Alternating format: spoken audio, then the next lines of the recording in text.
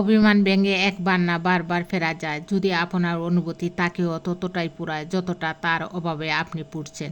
যদি আপনার অনুপস্থিতি তাকেও অস্থির না করে, তবে সেখানে বারবার স্বেচ্ছায় ফেরাটা আত্মসম্মানহীনতার পরিচয়। আপনার অনুপস্থিতি যদি তাকে স্বস্তি দেয়, ভালো রাখে, মুক্ত স্বাধীন অনুভূতি দেয়, তবে সেখানে ফেরার থেকে নিজেকে পুরানো উত্তম। হ্যালো ভিউয়ার্স, আসসালামু আলাইকুম। সবাইকে অনেক অনেক শুভেচ্ছা জানিয়ে আজকের ভিডিও শুরু করছি। আপনি যার সাথে ইচ্ছাকৃত অন্যায় করে নিজেকে জয়ী ভেবে বেশ ফুরফুরে মেজাজে আছেন, মনের আনন্দে ঘুরে বেড়াচ্ছেন, সে হয়তো প্রতিবাদ করবে না, কিন্তু তার নীরবতা, কষ্ট থেকে আসা দীর্ঘশ্বাস আপনার সাথে বোঝাপড়াটা ঠিক সময়ে করে নেবে। কারণ উপরওয়ালা কাউকে টকান না, তিনি কারো একার নন, তিনি সবার।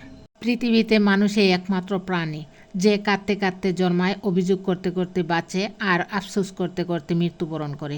সুখে থাকা মানুষগুলো বুঝে না কষ্ট কী, স্বপ্ন দেখা মানুষগুলো বুঝে না বাস্তবতা কী, আর স্বার্থপর মানুষগুলো বুঝে না সম্পর্ক কী। জীবনটা সত্যি অদ্ভুত। কেউ আসে, কেউ যায়, কেউ তাকে জীবনের পুরো অধ্যায়, কেউ বা তাকে শুধু স্মৃতির পাতায়। তাকে এড়িয়ে চলতে পারে না, আবার কাছেও টানতে পারে না।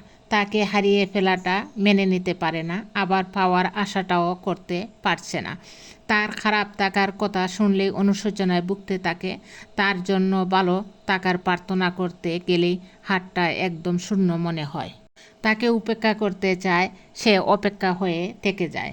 মস্তিষ্ক থেকে যখনই তাকে পুরোপুরি মুছে ফেলতে চায়, মস্তিষ্কে আরও বড় জায়গা দখল করে বসবাস শুরু করে দেয়। তাকে যতবার ছেড়ে পালাতে চায়, তার ছায়া ততবার তার সাথে সাথেই চলে যায়। সে চললে সেও চলে, সে থেমে গেলে সেও থেমে যায়। তাকে অভিশাপ দিতে গিয়ে উচ্চারণ করার মতো সব ভাষা হারিয়ে ফেলে। তার প্রতি আক্ষেপ জমাতে গিয়ে আরও বেশি ভালোবাসা জন্মায়। প্রতিটা মানুষের জীবন জুড়ে অজস্র গল্প থাকে। সেই গল্পের সামান্য কিছু কথা খুবই সামান্য জানে অন্য মানুষ, বাদ বাকি গল্পগুলি নিত্যসঙ্গী হয়ে মিশে থাকে নিজের ভিতর।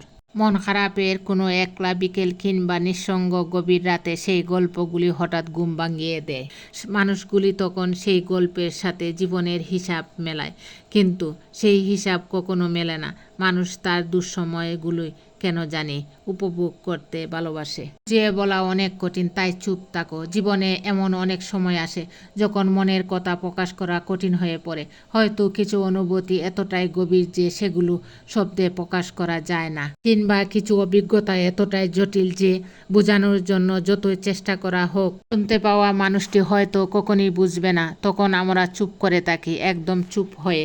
ধন্যবাদ সবাইকে। ভালো লাগলে লাইক, কমেন্টস ও শেয়ার করে আমার পাশে থাকবেন।